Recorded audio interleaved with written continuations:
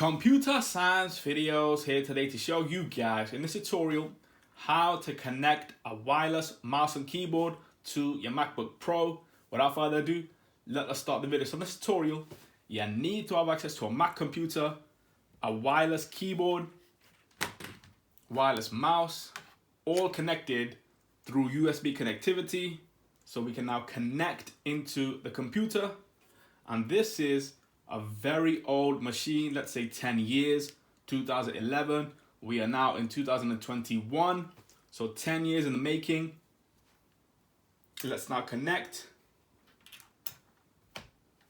via USB 2. That's turned on, keyboard is turned on. The mouse is now working. Let's now open up a Word document, go to Launchpad, go to Microsoft Office, Microsoft Word, click on a Word document.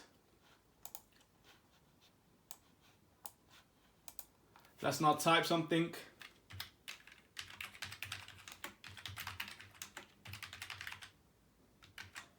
Computer science videos, let's just increase the size of the font.